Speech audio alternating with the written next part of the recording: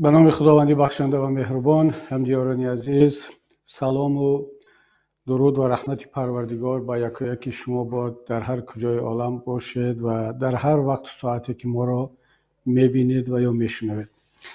خیلی وقت باز چند مدت شد که با هم در تماس نبودیم و منم صحبت‌های آنلاینی خود را با مردم نداشتم، اگرچه صحبت‌های ثبت شده در رسانه‌ها، در کنفرانس ها و نشست ها بودن، اما به طور مستقیم چند مدت است که ما و شما در تماس نبودیم و اون هم سبب های خود را دارد.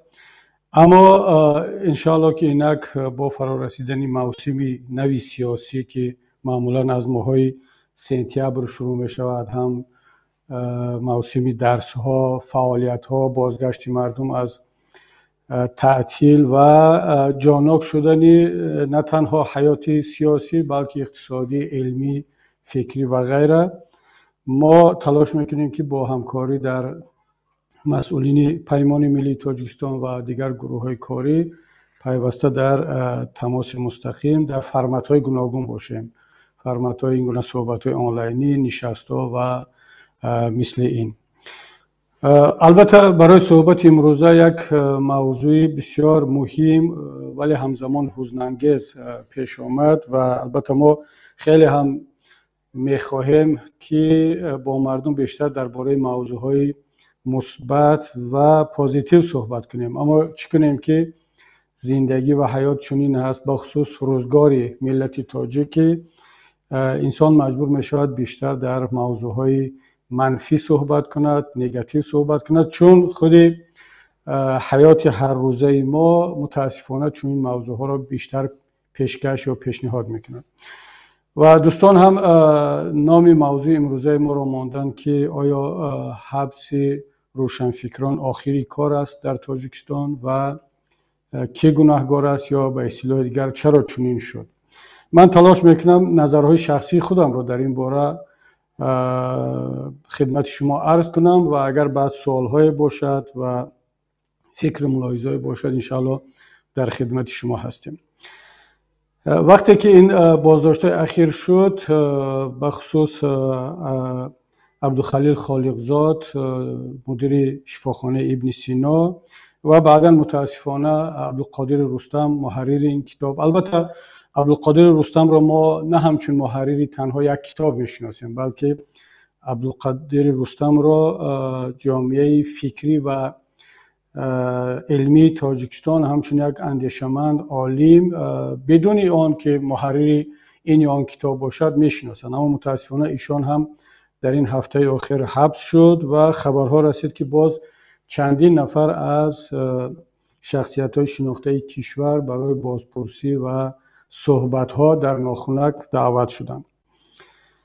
و بلافاصله بعد از آن که این حبس‌ها صورت گرفت، جامعه تاجیکستان را از نو مثل همیشه یک فضای، من معذرت میخواهم، فضای داد و وای، نالش‌ها و شعارها فرا گرفت و یعنی مردم باز هم همون سوال دائمیه که بیشتر از 10-15 سال است همیشه بعد همین گونه حبس ها در جامعه پیدا می شود، مطرح می شود، اون سوال باز پیدا شد و معمولا صاحبان این سوال ها فکر میکنن که بیا که همین سوال باری اول تنها در ذهن مبارک آنها آمده است و پیش از این کسی این سوال رو مطرح نکرده است یا این شعار تا امروز در ذهن کسی نآمد و سوال اساسی همین است که تا کی؟ آیا این آخرین حبس است؟ آیا کسی دیگر مانده است که باز حبس نشده باشد؟ و بعضی از دوستان خیلی با احساسات شعاری و ملت‌ها و ناموسا و آزادی تجاوز شد، زیر پا شد، فکر و اندیشه تجاوز شد و مثل اینها را صدا میکنند که البته قابل درک است، من درک میکنم، میفهمم، اما یادم نرود که همین گونه شعارها، همین گونه صدا بلند کردن ها و همین گونه سوال ها همیشه طول 10-15 سال اخیر وقتی که یک قشر یا نماینده یک قشر حبس می شود صدا می دهد، بعد یک مدت خاموش می شود تا موضوع بعدی، تا حبس شدن یک نماینده کدام یک قشر دیگر. و همین سوال آخر که آیا و حتی در نام موضوع ما هم وارد شده است که آیا این آخری کار است و چرا چنین شد؟ من شخصا باور ندارم که این آخری کار باشه و حالا میگم برای چی.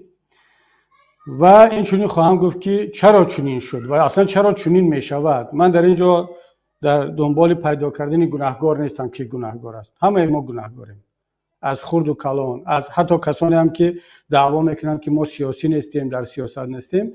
همه ملت تاجیک گناهکار است که ما امروز به این وضعیت رسیدیم. البته گناهی کسانی که مسئولیت دارند مثل رهبران کشور، مثل وزیران و وکیلان و رهبران سیاسی چی در حکومت چی در اپوزیسیون، در مقایسه با مردم عادی گناه این مسئولین بیشتر است. اما این به معنی آن است که ما کدام نفر را، کدام قشر را از مسئولیت خالی کرده باشیم که نه.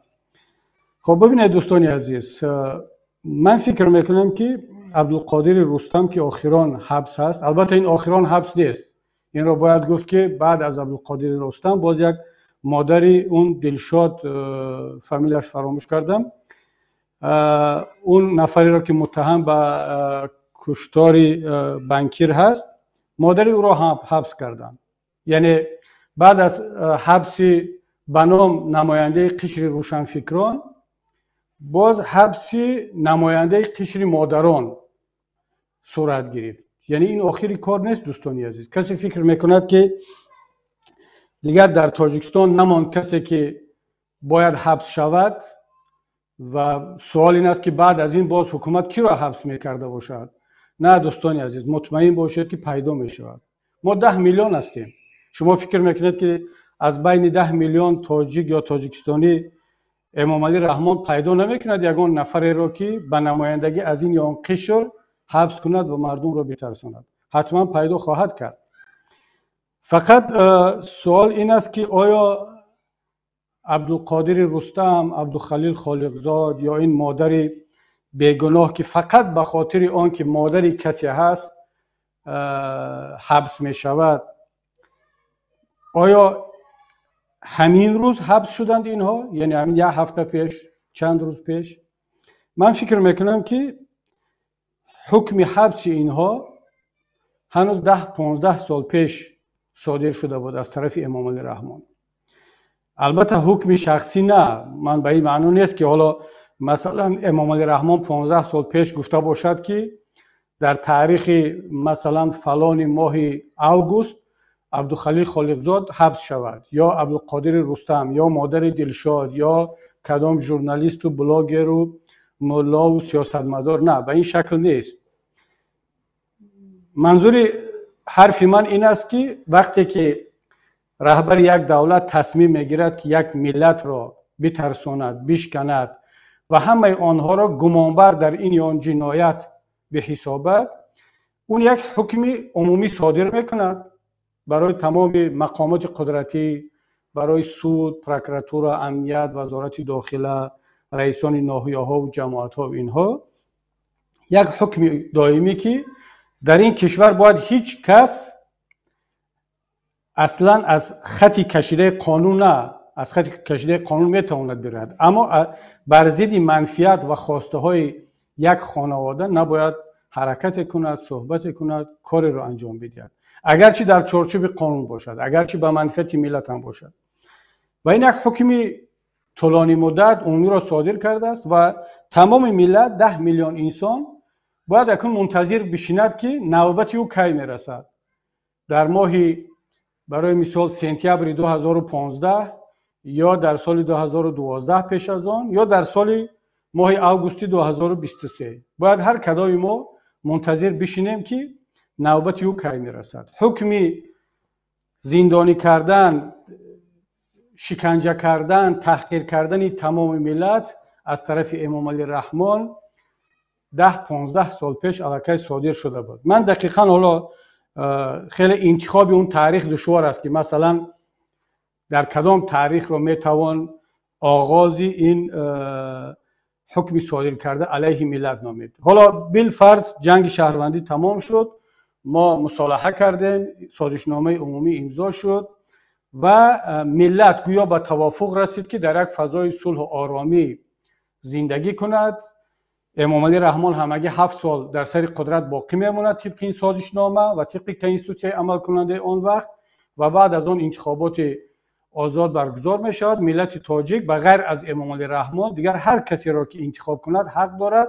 او پرزیدنت می شود، پارلمان نو انتخاب می شود، کدام حزبی هم که پیروز شد او حکومت را تشکیل می کند، پیشنهاد می کند و طبق قانون و سازشنامه عمومی صلح ما باید پیش بریم. اما این نشد. حالا این دیگر در این باره بارها گفتیم و حاجت به تکرار نیست. اما آنه که امروز عبدالقادر رستم یا مادر دلشاد یا عبدالخلیل خالقزاد زندانی می شود و میگویم که حکم زندانی شدن آنها بر وقت صادر شده بود، پس کدام حادثه را میتوانیم ما همچون و گفتی عربا نقطه عطف یا نقطه آغاز این روند شوم انتخاب کنیم؟ من فکر میکنم که بعد از آن که امام علی رحمان یک مرتبه 2 مرتبه سنجید ملت را که آیا این ملتی هست که برای عدالت و حقیقت برای قانون تلاش میکند یا نه، 1-2 مرتبه سنجید، یک کارهای میده را آغاز کرد و دید که نه، این ملت هنوز ملت نشده است. یعنی این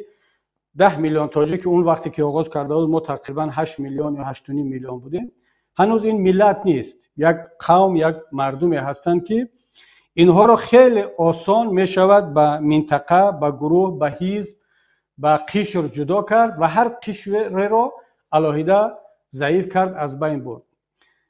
من وقتی که اطراف این موضوع فکر میکردم رفتم سراغ اون خبرها که ببینم که از کجا میتوان آغاز کرد، کی یکم قربانی اولی امام علی رحمان بعد از صلح شد. حالا من دیگر درباره نهضت، فشارهای نهضت تا سال 2011-12 صحبت نمیکنم چون این مرحله گذشته است. من فکر میکنم که اولین قربانی و اولین اشتباه را ما همچون ملت یا همچون اهالی تاجیکستان آن وقت کردیم که وقتی که امام علی رحمان خیلی راحت یک چند حزب سیاسی خرد را از بین برد.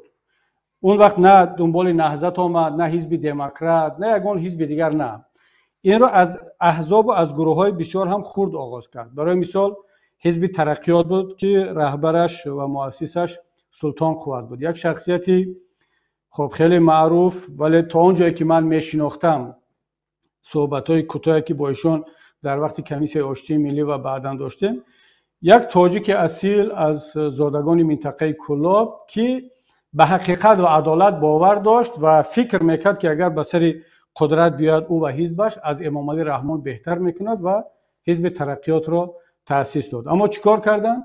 اولین کاری که امام علی رحمان کرد این زندانی کردن معاون سلطان قوت، به فکرم رستم فیضیف بود، یک نفر، او را زندانی کرد و در زندان مرد. جامعه تاجیکستان، دوستان عزیز، همدیاران عزیز، جامعه تاجیکستان این قتل آشکار و این عمل غیر قانونی امام علی رحمان علیه یک حزب سیاسی و یک گروه را که اتفاقا از مردم کلاب بود. حالا ما بعضی ها بحث منطقوی و محلی کرده ایستادن که خیلی اشتباه میکنن، از خود مردم کلاب بود، از سلطان قوت، از فرانت خلقی بود و یک زمان رئیس کمیته انداز بود و خیلی یک آدم شناخته میلیسیونر سابق ولی پایبند به عدالت و او باور داشت که فرانت خلقی برای برقرار کردن عدالت مبارزه برده است و حکومت مراسای ملی را از بین برد. یک تبادلات دولتی صورت گرفت که امام علی رحمان در نتیجه آن به سر قدرت آمد.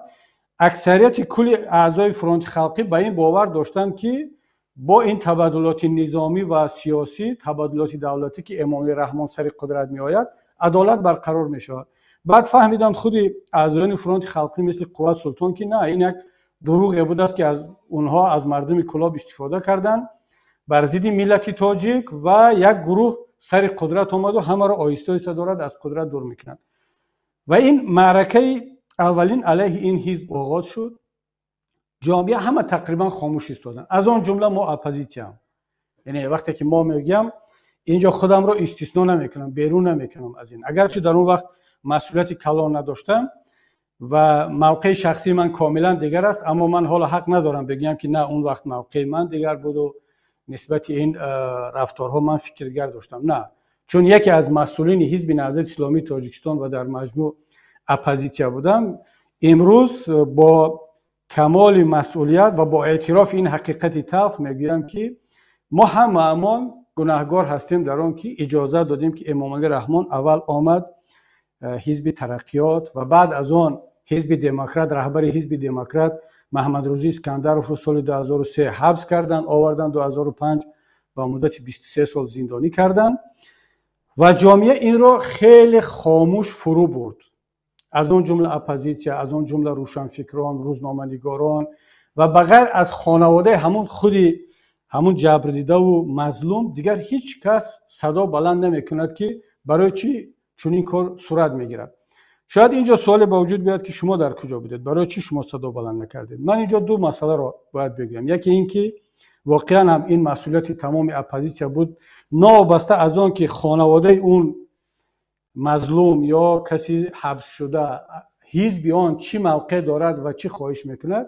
وظیفه یک حزب سیاسی اپوزیسیونی، یک قشر روشنفکر، روزنامه‌نگار، آزاداندیش این است که باید صدا بلند کند، باید از اون نفر مظلوم حتی اگر لازم باشد علیه خواهش خودش هم رفتار کند و خواهش اون طرف رو به نظر نگیرد، باید که اقدام کند.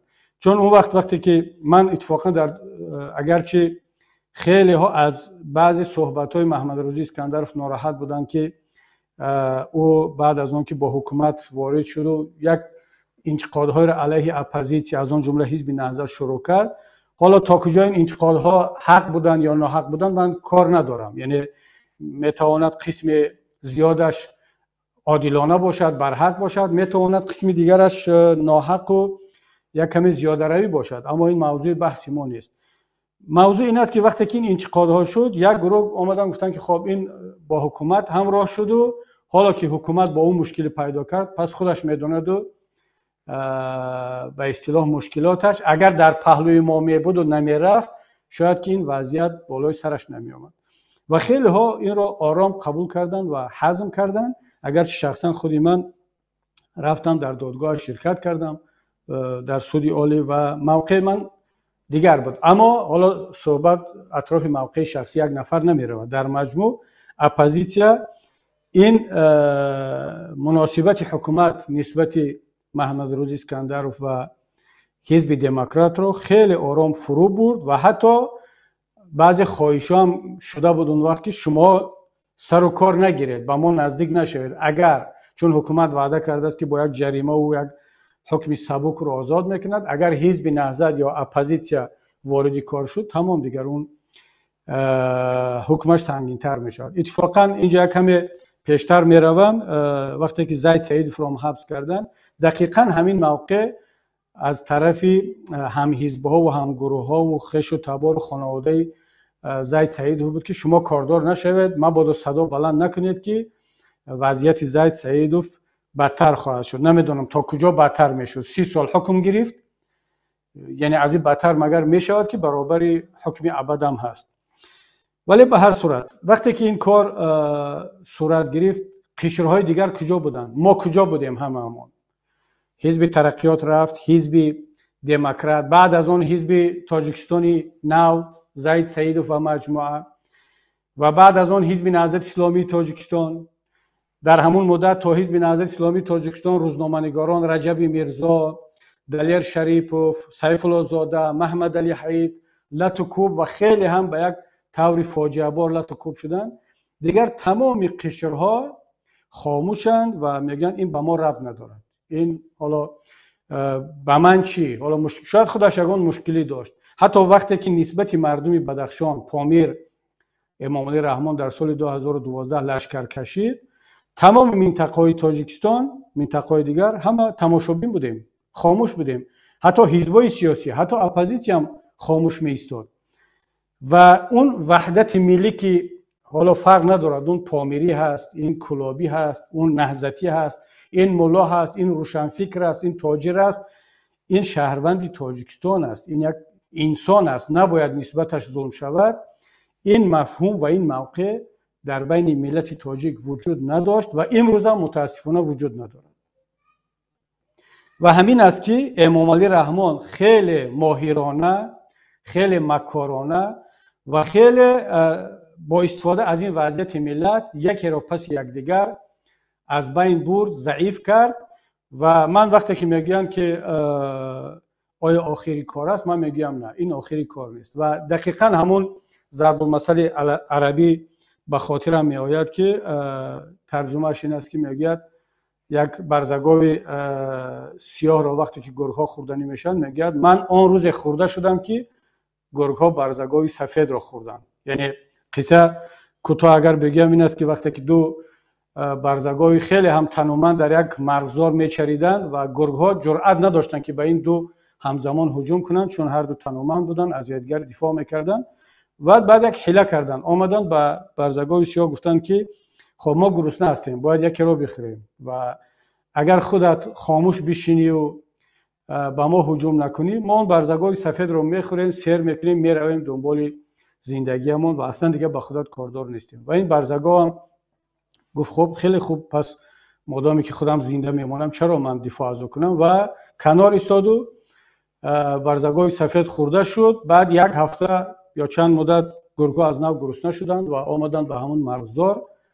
برابر آن که برزگاوی سیاه گرگ‌ها را دید که یک گله آمده ایستادند، افسوس خورد، گفت که من امروز نه، همون روز خورده شدم که برزگاوی سفید خورده شد، او را خوردند. یعنی عبدالقادر رستم این هفته حبس نشد، همون روز حبس شده بود که وقتی که رستم فیضیوف حبس شد، محمد روزی اسکندرов حبس شد، مردم پامیر زیر تیر و تفنگ قرار گرفت، سبزعلی شهید شد، امام نظر شهید شد، 10 نفر دیگر شهید شدند، حزب نهضت اسلامی تاجیکستان افراد شهید شد، زندانی شد. و بعدا این سلسله دوام کرد، ژورنالیستان، بلاگرها، و امروز رسید کار به خود دیگر نویسنده و شاعر و صاحب قلم و به مادران و به زن و فرزندان مردم.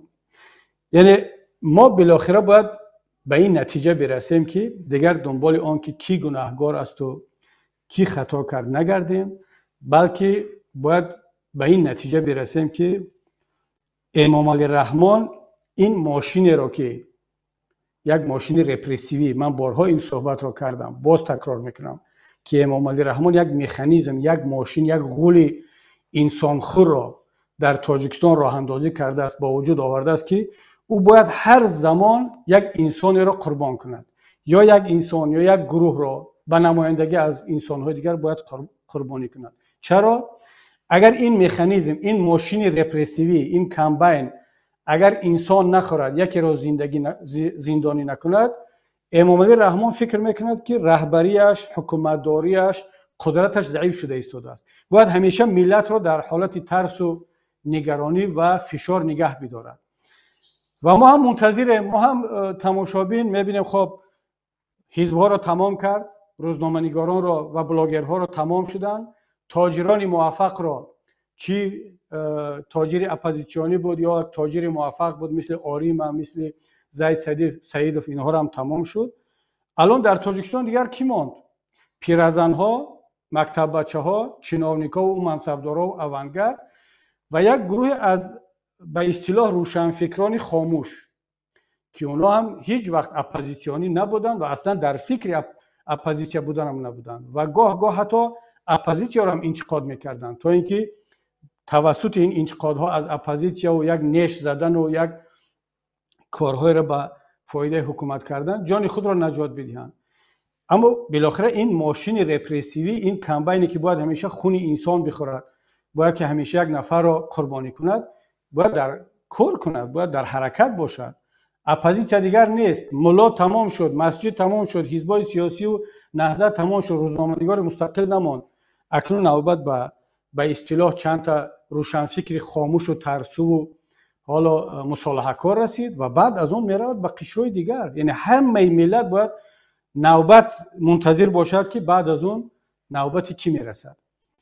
من ببینید دوستان عزیز، من به این نتیجه رسیدم که اصلا ملت تاجیک خودش رو ملت کتابخوان و اندیشمند و صاحب تاریخ میداند. هیچگاه ما از تاریخ، از ادبیات کلاسیکی، از گذشتگان خود عبرت نگرفتیم. اگر ما عبرت میگرفتیم، همین قصه یا تاریخ ضحاک و کاوه برای همه ملت کافی بود که یک بار اطراف همون اندیشه کنیم که یعنی برای چی گذشتگان ما آمدن این روایت یا حادثه ضحاک ماران و کاوه آهنگر را با این بزرگی، با این شکل بسیار زیبا و تأثیر بخش به قلم کشیدن و برای تمام نسل‌های ملت تاجیک به میراث گذاشتن. برای چی؟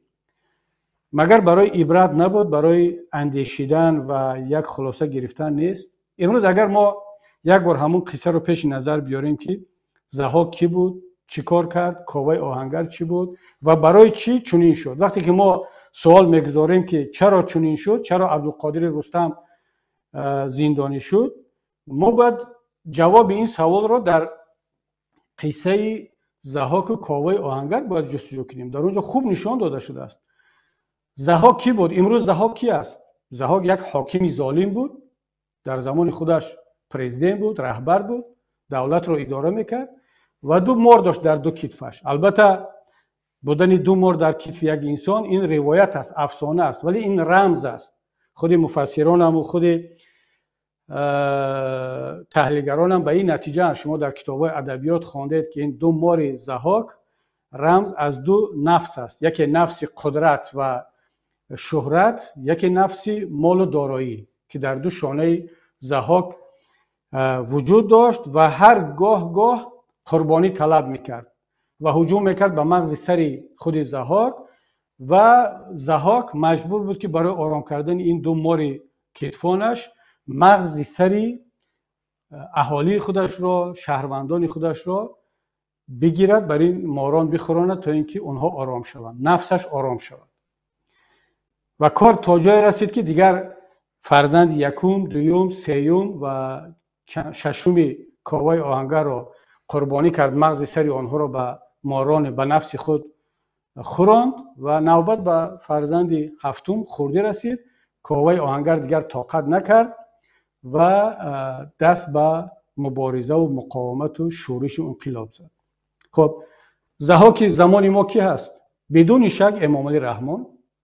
چرا؟ هم حاکم است، هم ظالم است، هم مغز سر انسانها را خورده ایستاده است. به نوبت 10 سال 15 سال شد که یکی را پس دیگر قربانی میکند. و کاوه آهنگر کی است؟ کاوه آهنگر امروزه ما کی هست؟ همون تاجر، همون روزنامه‌نگار، همون بلاگر، همون سیاستمدار، همون ملا، همون شاعر، همون نویسنده و همون نفر شهروند آزاد مغزدار تاجیک. یعنی بهوده در قصه ضحاک و کاوه مسئله مغزخوری نیست. ماران ضحاک شکم و دست و پا و یگان عضو دیگری انسانها را نمیخورد، مغز سر انسانها را میخورد. امام علی رحمان دقیقاً کیها را شکار میکند امروز؟ تاجیکانی را که مغز دارند. یعنی همه تاجران را کاردار نیست، تاجیک مغزدار مثل زید سعید، مثل اون صاحب آریمکی هم تاجر است و هم مغز دارد. همه شاعر را کاردار نیست یا همه نویسنده و شاعر مغزدار را، مثل رستم عبدالقادر و عبدالخلیل خالقزاد و مثل برزا عبدالرزاق و مثل دیگرها رو شکار میکنند. و همه ژورنالیست هم کار ندارد. تاجیکستان به اصطلاح ژورنالیست مالامال ماشاءالله هر روز فاکولته ژورنالیست که برآورده ایستاده است و پر است از ژورنالیست، کسانی که خود را ژورنالیست میگن. اما در زندان ژورنالیستان مغزدار نشستند، بلاگران مغزدار نشستند. به نام سیاستمداران هم در تاجیکستان خیلی زیاد است، اما زندان ها پر از سیاستمدار مغزدار مستقل هست. ملا هم ماشاءالله خیلی زیاد داریم، اما زندان پر از ملاهای مغزدار است. پس امام علی رحمان دقیقاً مثل ضحاک و مارانش مغز سر انسانها را شکار کرده ایستاده است. و امروز هر تاجیک مغزدار و هر کسی فکر میکند که مغز دارد، او باید بداند که دیر یا زود قربانی این ضحاک خواهد شد.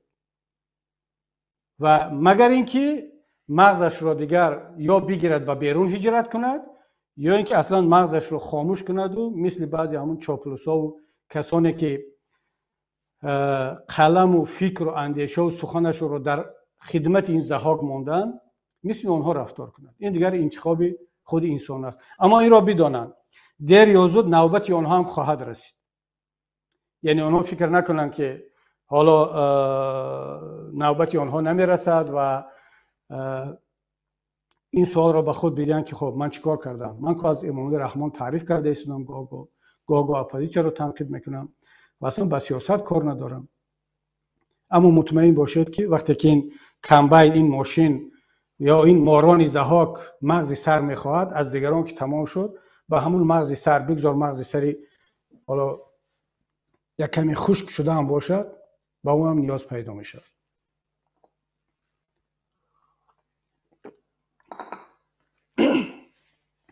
خب دوستان گرامی، پس اینجا سوال با وجود میاد که چی باید کرد، چون ما معمولا خیلی سوال میگذاریم اما کمتر به سوال ها جواب میدیم. من نظر شخصی هم این است، تا وقتی که ملت این مسئله محل، مسئله گروه، مسئله حزب، مسئله یک قشر بودن رو کنار نمیگذارد، نمیگوید که پامیری را زدن به من چی، من کلابی ام یا زرفشانی ام یا فیض‌آبادی و حصاری ام، نمیگوید نهضتی را زدن به من چی، نمیگوید شاعر را زدن به من چی، تا ملت نمیگوید که فرق ندارد که این ملا بود، این روزنامه‌نگار بود، این سیاستمدار بود، تاجر بود، اون بالاخره انسان بود، نسبتش ظلم شد و وظیفه من این است که از او دفاع کنم. اگر ما روز به این حالت رسیدیم، پس بدانید که این روزی اولی آزادی و رهایی ملت است.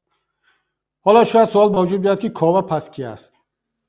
آیا یگان سیاستمدار میتواند نقش کاوه را ببازد؟ خب ضحاک معلوم، مارانش هم که معلوم، ولی اون کاوه کی باید باشد؟ من فکر میکنم که هر یک شهروند تاجیک، فرق ندارد او سیاستمدار است، گنرال هست، اون روزنامه‌نگار هست، اون دوریدگر هست، مثل کاوه آهنگر است، تاجر هست، ملا هست، هیچ فرق نمیکنند. حتی میتواند یک زندانی، یک نفری که شاید جنایتکار هم باشد، یک جنایت صادر کرده است اما نسبتش ظلم شده است، او میخواهد در پیش ملت خودش را سفید کند، گناهش را بشوید. حتی یک گنرال، یک پالکونیکی که تا امروز با فرمان رحمان جنایت کرده است اما میخواهد در پیش ملت خودش را یک بار سفید کند. هر کدام میتوانید شما نقش اون کاوه را ببازید. اما مطمئن باشید تا وقتی که ملت خودش بیدار نشود، 10 کاوه هم پیدا شود، قربانی باز همین ضحاک می شود. شورش، انقلاب و خیزش کاوه آهنگر برای آن موفق شد که ملت در زمان کاوه آهنگر آماده پشتیبانی از این کاوه بود. واسه علیه ظلم در همین منطقه کلاب شورش کرد اما چرا موفق نشد؟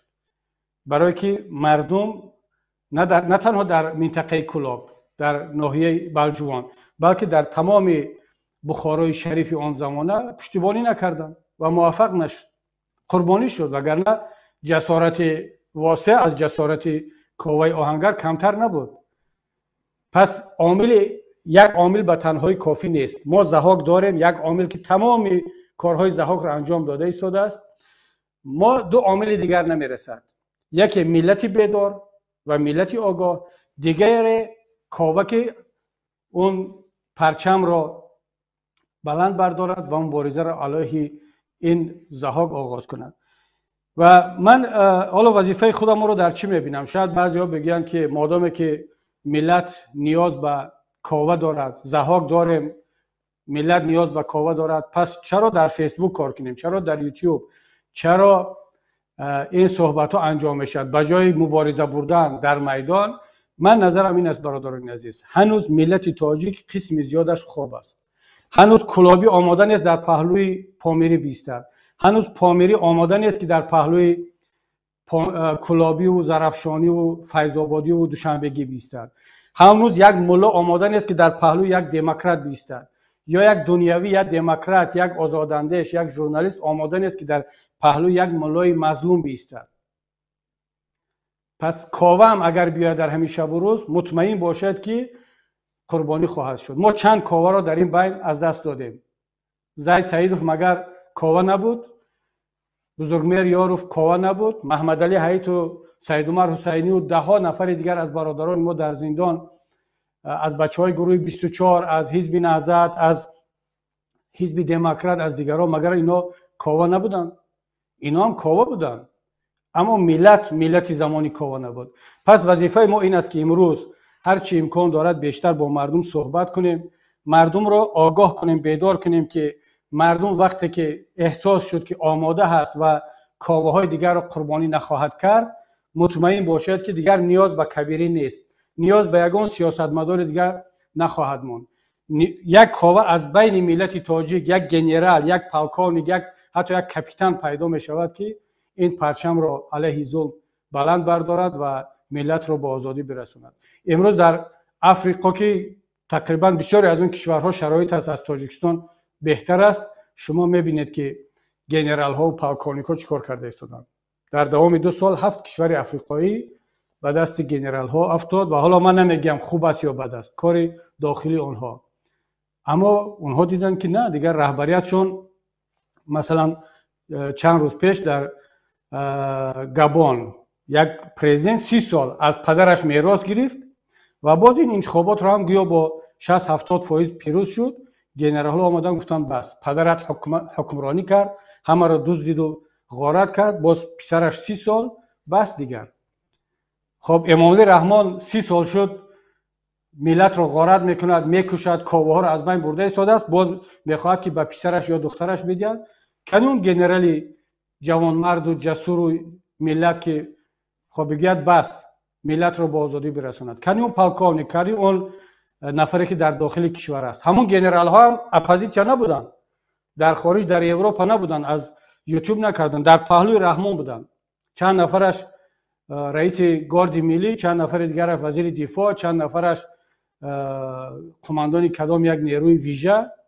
خب مثل همونی که در تاجیکستان پر از گنرال است، هر روز رحمان عنوان گنرالی به این و اون داده ایستاده است، مدال ها رو چسبانده ایستاده است.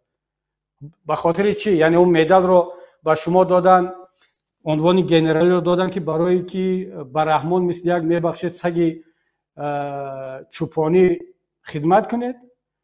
شما گنرال شدید، پلکانی شدید، وزیر شدید برای که به ملت خدمت کنید. دیده ایستادید که این ضحاک ملت را غارت کرده ایستاده است، دزدیده ایستاده است، کاواها را از بین برده ایستاده است، مادران را زندانی کرده ایستاده است و شما باید منتظر باشید که نوبت مادر شما برسد، نوبت برادر شما برسد. مطمئن باشید که میرسد دیر یا زود. خب بنابر همین من بار دیگر شدیداً این حبس هم این نه تنها این دو اندیشمند و روشنفکر بلکه تمام اون زندانیایی که تا امروز از طرف رژیم امامعلی رحمان زندانی شدن شدیداً محکوم میکنم و انشاءالله امیدوارم که این صحبت ها و این بحث های ما، این مسئله گذاری های ما آهسته آهسته باعث بیداری ملت و آگاهی ملت شود و هر چه زودتر برسیم با اون روزی که دیگر ملت با یک مبارزه جانانه، با یک قیام ملی علیه ضحاک و تمام اون مارانش ملت را با یک آزادی برساند. من اینجا صحبت خود را به انجام میرسانم و حالا ببینیم که اگر سوال‌های آماده باشد استودیو مطرح کنند و در خدمت شما هستیم.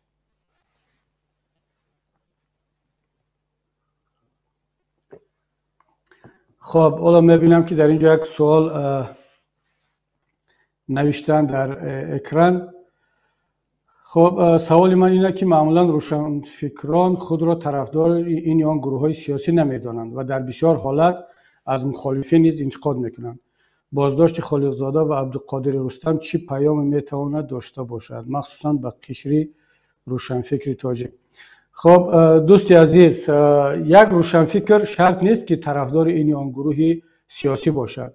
یک روشنفکر میتواند عضو این یا آن گروه سیاسی باشد، این موقع شخصی او است. میتواند عضو هیچ گروه سیاسی نباشد و بهترش هم این است که نباشد و میتواند از اپوزیسیون هم انتقاد کند و خیلی خوب هم میکند که از اپوزیسیون انتقاد میکند و باید هم انتقاد کند و از حکومت هم باید انتقاد کند. و اما ببینید دوستی عزیز، روشنفکران تاجیک، اصلا من بارهایی را گفتم، من اون قشری را که امروز روشنفکر مینامه و حتی منم در صحبت‌هایم همچون نماینده روشنفکران صحبت میکنم نسبت این نفر، من اصلا اینها رو روشنفکر نمیدونم، روشنفکرم حساب نمیکنم. انسان‌های اندیشمند، انسان‌های باسواد، صاحب قلم، انسان‌های دانشمند میدونم، اعتراف میکنم، اما روشنفکر یک چیزی کاملا دیگر است. روشنفکر کسی نیست که حتما دانشمند قوی باشد، حتما قلم خوب داشته باشد، حتما خطیب یا واعظ یا سخنگوی خوب باشد. گیتلر هم خیلی سخنگوی خود بود. شما اگر صحبت‌های گیتلر را تماشا کنید، صدها هزار آدم را در استادیون‌ها جمع میکرد. وزیر تبلیغات و پروپاگانداش نامش یادم رفت، اونم دانشمند خوب بود، خیلی قلم خوب داشت، ولی اینها رو نمیشد روشنفکر گفت. در تاجیکستان هم خیلی دانشمندان و خیلی اندیشمندان و صاحب قلم زیاد است، ولی اینها اون توان و قدرت و هنر خود را در خدمت ضحاک گذاشتن. خب مگر می شود یک نفر رو روشنفکر گفت وقتی که ملتش در زیر ظلم است، یک گروه را زندانی میکنن، او خاموش است، او در فکر نجات خودش است؟ نه، من این را روشنفکر نمیگم، من این را اندیشمند، دانشمند، صاحب قلم، آدمی باسواد میدونم. خب این نظر شخصی من. روشنفکران واقعی تاجیک اگر از من بپرسید که کیها را نام میگیرم، شاید مثلا استاد مومن قناعت. استاد مومن قناعت در همه دور و زمان نظرش را گفت، نترسید که زندانی میشود. اگر بارها حتی یادم هست در سالهای 2012-13 گفت که وقتی که دید که امام رحمان چیکار کرده ایستاد است، گفت جنگ شهروندی هنوز هم دوام دارد. یعنی اگر جنگ شهروندی دوام ندارد، پس رحمانوف چرا این کار را نسبت طرف دیگری ایستاد میکنه؟ این را میگن روشنفکر. برزا عبدالرزاقوف، مهمانشاه شریپوف، اینا روشنفکرند. اما یک نفر قلم خوب دارد، متن خوب می نویسد، فکرهای خوب دارد، سخنگوی خوب است، او روشنفکر نیست. اتفاقا از همه تاریک فکرترین انسان ها در تاریخ بشریت، در تاریخ حکومت های دیکتاتوری، باز هم همون انسان های باسواد هستند. بنابر همین دوستان گرامی، برادری که این سوال را داد، من فکر میکنم که حالا تقدیر دیگر روشنفکران چی می شود؟ یعنی دیگر حالا روشنفکر نگویم، صاحب قلمان، اندیشمندان، انسان های باسواد، اینا دو راه دیگر ندارن، یا مهاجر می شوند، فرار میکنن، یا مثل دیگر صاحب قلمان و مثل دیگر باسوادها کاملا خاموش و در خدمت ضحاک، دیگر راه ندارن. اگر بیان مثل عبدالخلیل خالقزاد، مثل عبدالقادر رستم، مثل چند نفر دیگر بگن که نه، من به کار خود مشغولم، اما گاه گاه یک چیز میگویم، یک چیز مینویسم که نظر من بگذار ضد حکومت نباشد، اما از نظر این گروه حاکم فرق کند یک کمی. مثلا خب بالاخره منم انسان هستم، موقع شخصی دارم. این نظر شخصی خودم رو میگم که از نظر امام علی رحمان، از نظر یتیموف، از نظر رمضان رحیمزاده یا اون دستگاه تبلیغاتیش، از نظر سیاف میزراب، عبدالقادر طلبک، از این گروه فرق میکند. این الکی جنایت است در تاجیکستان. دوستانی عزیز، باید بدانید آدمانی باسواد، آدمانی حالا یک کمی خودتان رو احترام میکنید، نمیخواید مثل توده باشید، در تلپه زندگی کنید، میخواید یک شخصیت داشته باشید، نه، تاجیکستان دیگر جای شما نیست. یا هجرت میکنید یا کاملا خاموش و شروع میکنید به تبلیغات و به پروپاگاندا، گروه جزی همون گروه اوانگارد و چاپلوسان خواهید شد. من تا روزی که ملت به پیروزی نرسد، آینده این قشر را در همین میبینم. خب اگر یگان سوال دیگر باشد دوستان بفرمایید. خب روشنفکران چگونه اعتراض کنند که بازداشت نشوند؟ خب من گفتم که الکی ما دیگر روشنفکر نداریم، به فکرم برزو در خارج است. استاد مومن قناعت گذشت از دنیا، مهمانشاه شریف و چند نفر دیگر داریم، افراد که اونا هم یا در خارجن یا دیگر نیستن. اون گروه باسواد، اون گروه صاحب قلم اگر بگیم درست‌تر است، که خودشون را چگونه حمایت کنن. اینا اگر فکر کنن که حمایتشون این گونه است که باید خاموش باشن، من گفتم که نوبت آنها هم دیر یا زود خواهد رسید. این کمبین یا این ماشین مغزخوری ضحاک به آنها هم خواهد رسید، چون بالاخره دیگر ملا هم تمام می شود، اپوزیسیون هم تمام شده ایستاده است، دیگر مادران و خواهران ما هم یا هجرت میکنن یا تمام شدن، نوبت اونها هم خواهد رسید. یگان نمود این گونه اعتراض های خاموش کمک نخواهد کرد. من راه یگانه رو برای این گروه در آن میبینم که دیگر آیسته آیسته بیاندیشند و من نمیگم به صف اپوزیسیون بپیوندند، نه، هیچ ضرورت ندارد، ولی اینا خودشون یک بار بس بیاند، اونایی که باسواد هستند. ولی باز میگم ناراحت نشوند از من اونها رو روشنفکر نمیگم، چون اثبات کردن که روشنفکر نیستند. چون وقتی که پامیری شکنجه شد و کشته شد خاموش بودن، نهضت زندانی شد و پراکنده شد، نه تنها خاموش بودن، بعضی از اینها اظهار خرسندی هم کردن، حزب دموکرات همین خیل، زید سعیدوف همین خیل، اینا دیگر روشنفکر نیستن و هیچ گونه اعتراض خاموشانه به اینها کمک نخواهد کرد، مگر اینکه دیگر بگویند بس تمام و به یک شکل، حالا نمیدونم خودشون انتخاب کنن که این اعتراضشون رو چگونه بیان میکنن، به یک شکل باید امام رحمان درک کند که تمام، یعنی بعد از این اینها میتوانند به اون حد آخر برسند الکی.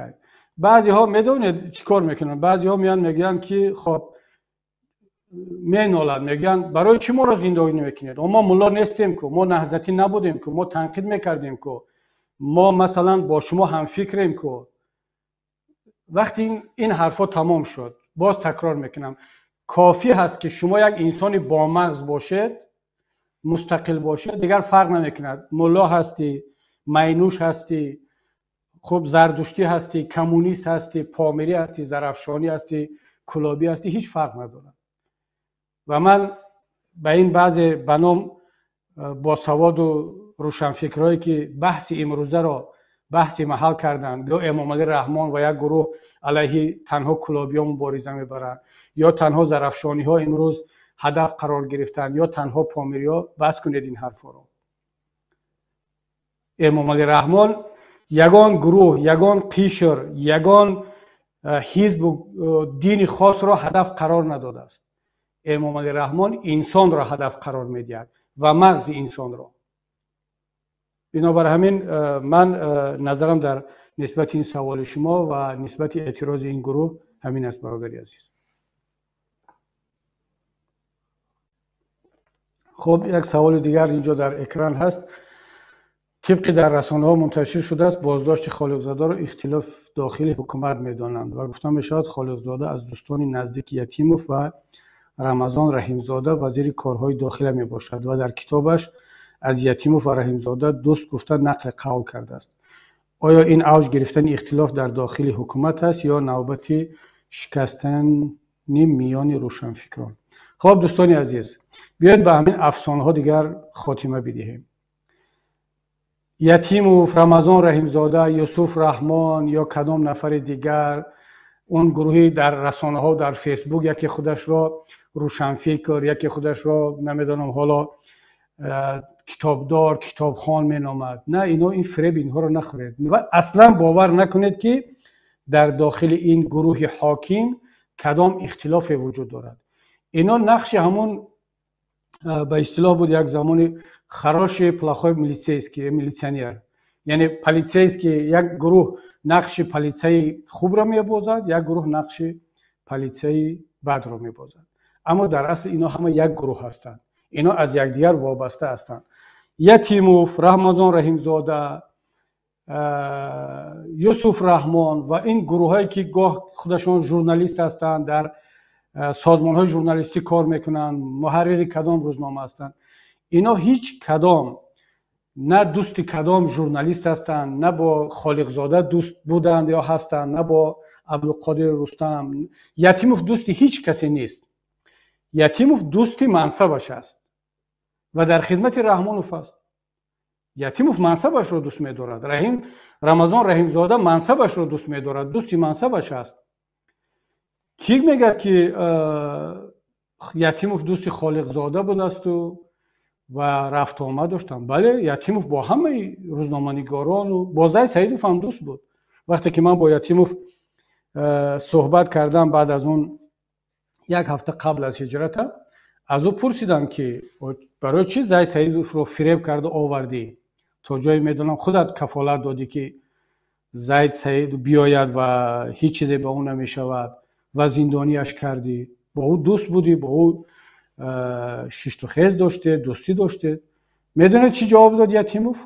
یک کمی خندید، گفت که من به خاطر همون دوستیم گاه به زید سعیدوف به زندان کتاب میفرستم. میدونم که زید کتاب خواندن رو دوست میدوند، آدمی فرهنگی است، گاه کتاب میفرستم. تمام. دوستیش با زید همین کتاب میفرستد. دوستی یتیموف همین قدر است. دوستی رمضان رحیمزاده همین قدر است. زید سعیدوف فریب دوست، چون خودش جوانمرد بود و به قدر دوستی میرسید، فکر کرد که یتیموف صادق است یا دیگر دوستانش در حکومت با او راست میگن که بیا هیچ مشکلی نیست، اما همونها زندانش کردن. و این خالقزاده هم شاید فکر کرده است که من دوستی کی بودم؟ یتیموف بودم و با او پول میدادم و خراجات خانه‌اش رو پرداخت میکردم، یا از رمضان رحیمزاده و از دیگر. نه، اینا دوستی پول و مقام و منصبشان هستند. و من اصلا باور ندارم که در داخل این تیم حکومت کدام اختلافی هست. حداقل در بین رمضان رحیمزاده و یتیموف و یوسف رحمان با خود امام علی رحمان کدام مخالفتی داشته باشند. اینا بین یکدیگر اختلاف دارند، رقابت دارند، بخیلی و حسادت دارند برای کی نزدیکتر به امام علی رحمان می شود. مثل معذرت میخواهم، چند نمیخوام اینجا نام خانم و یا چیز، چون تحقیر می شود نسبت خانم ها، چند نفری که میخوان نزدیکتر به همون نفر اول باشن. رقابت در همین حد است. یکی علیه دیگرش، یتیموف علیه رمضان رحیمزاده خبر بکشد، رمضان رحیمزاده علیه یوسف رحمان. یوسف رحمان اصلا ضد همه اینها دل تیار کردگی است تا اینکه خودش رو به رحمان نزدیکتر نشان بده. در همین حد است. اما اگر کسی فکر کند که کدام از اینها جرأت و جسارت و فکری جای امام علی رحمان آمدن را دارد، نه. امام علی رحمان تمام اون نفرانی که جسارت داشتن، غیرت داشتن و یک غرور ملی داشتن که می توانستند در یک روز به امام علی رحمان بگیم بس و جای او را بگیرند، مثل سید امیر ظهوروف، غفار میرزایوف، محمد نظر صالحوف، میرزا ضیایوف، اون چند جنرال دیگر، اینها را از بین برد، نابود کرد.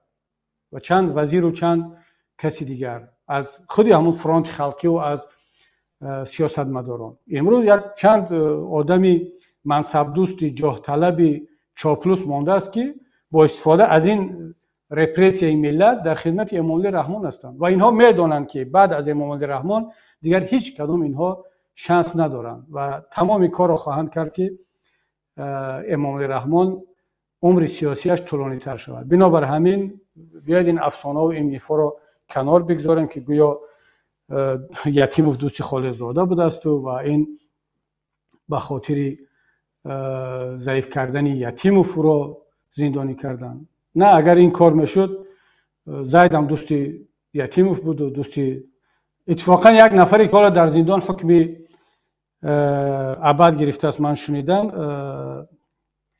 عبدالقیوم دوستی من هم بود، شناس بود، بسیار انسان شریف و خوب و دوستی خیلی نزدیک رمضان رحیمزاده بود که هر بگر رمضان رحیمزاده در خانه او ضیافت میخورد و همراه شکار میرفتند و همین رمضان رحیمزاده گرفت در اون قضیه حاجی حلیم راست و دروغ او را حکم ابد زندانی کرد. خب همین است دوستی اینها. بنابر همین این افسانه ها رو کنار مونیم و تمام این قشر باسواد، قشر اندیشمند و آگاهی ما باید بداند که این نفرها و این گروه ها هیچ گونه دوستی ندارند و اون پول دادن و خوش آمد گفتن و کتاب نوشتن برای اینها اینها رو کمک نخواهد کرد. خب دوستان عزیز، اگر در استودیو دیگر سوال نباشد، خب یک سوال دیگر هم آمده است. السلام علیکم، من سوال دارم. آیا پرچم تاجیکستان رو عوض کرده با دیگر پرچم مبارزه بردن ممکن است؟ زیرا که تاریخ نشان داده ایستاده است که مبارزه و تغییر حکومت ها سرچشمه‌اش این است. دوست عزیز، خب پرچم همین سه رنگه تاجیکستان رو که در پشت من هم ایستاده است، بسیار سه رنگ زیبا است، پرچم خوب است. می شود کدام رمزش را اگر لازم باشد اون هم عوض کرد. اما یگان پرچم، یگان متا و یگان چوب و یگان رمز مبارزه نبرده است که باز اینها توسط این مبارزه برید. انسان مبارزه میبرد. شما آن مبارزه را در مغز سرتان، در ذهنتان آماده کنید، با همین پرچم هم می شود مبارزه برد. خب اگر باز ملت لازم دانست در آینده که رمزهایش رو عوض کند، سرود ملی یا پرچم، حالا هر چیزی را که باشد، این رو ملت خودش میداند. یک نفر هیچ وقت تصمیم نخواهد گرفت. اما من هیچ ضرورتی را در این نمیبینم. اصلا ذهن ما را و موضوع صحبت ما را با این مسائل های میدان چویده از مبارزه دور میکند. حالا بالفرض من بیام بگم که بله پرچم را عوض کنید یا اینکه یگان رمز دیگر را باید عوض کرد، شما میدونید که اصلی مبارزه کنار میماند. اونقدر غوغای را در اطراف پرچم میبردارند که اصلا عوض کردن این خانواده از قدرت و عوض کردن نظام حاکم به آزادی بردن ملت فراموش میشود و ما اطراف همون یک متر متا، پرچم، کدام یک سرود ملی یا کدام یک مسئله بسیار کوچک دیگر بحث خواهیم کرد. بنابراین من در همین مرحله طرفدار آن هستم که مسئله های جزئی برداشته شوند، بحث کرده شوند، بلکه مسئله یکم از همه اساسی از سر قدرت دور کردن این نفر هست، چون بدون این ما یگان آینده نیکی رو در تاجیکستان نخواهیم داشت. خب اگر دوستان در استودیو دیگر سوال نباشد، میبینم که دیگر سوال رو در اکران نگذاشتن، پس ما در همین جا هموطنان گرامی صحبتمون رو به انجام میرسونیم. انشالله که باز تلاش میکنیم که در آینده های نزدیک در خدمت شما باشیم. حتما موضوع خیلی زیاد هستند برای صحبت و تا صحبت های بعدی در پناه خداوند پاک باشید. سلام علیکم و رحمت الله و برکاته.